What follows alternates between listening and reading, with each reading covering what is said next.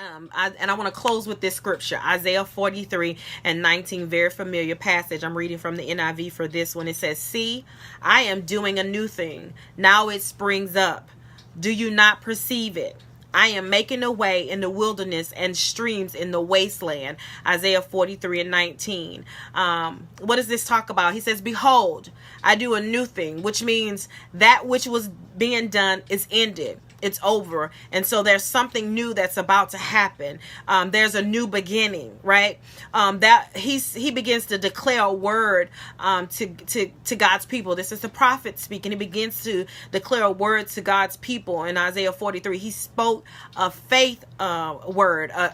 One of the principles I said that in the last week is that we must have declarative speech, right? He begins to declare over the people of Israel, because at this point they had been in captivity for 70 years, but now God was beginning to do a new thing, which meant they were going to have freedom and liberty, and God was about to redeem them, right? He was their redeemer. And so he says, "Behold, hold on, stop, wait a minute.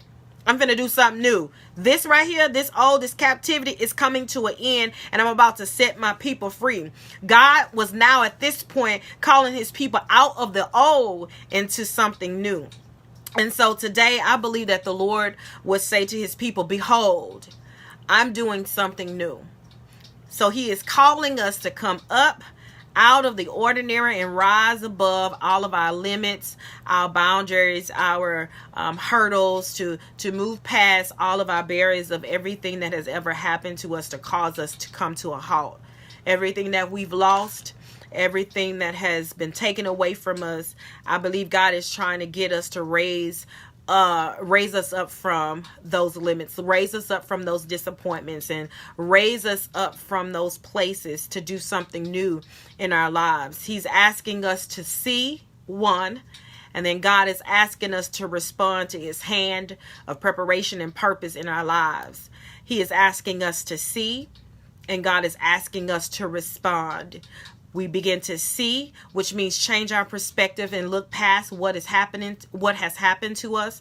Not saying that we forget, not saying that we just overlook it.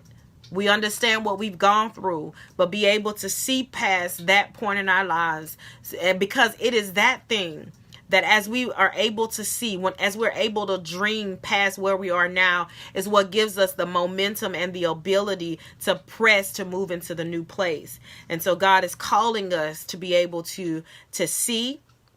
And then once we see it, we can begin to respond, which means to act in faith and to move forward and prepare ourselves to walk into this purpose that he is planning and that he has prepared for us in our lives and in every aspect of our lives. And he wants us to behold, to receive. So he's asking us to see, he's asking us to respond, and he's also asking us to receive. He's asking us to see, he's asking us to respond, and he's asking us to receive what he has done and what he is doing continually in our lives according to his word and his perfect plan for us.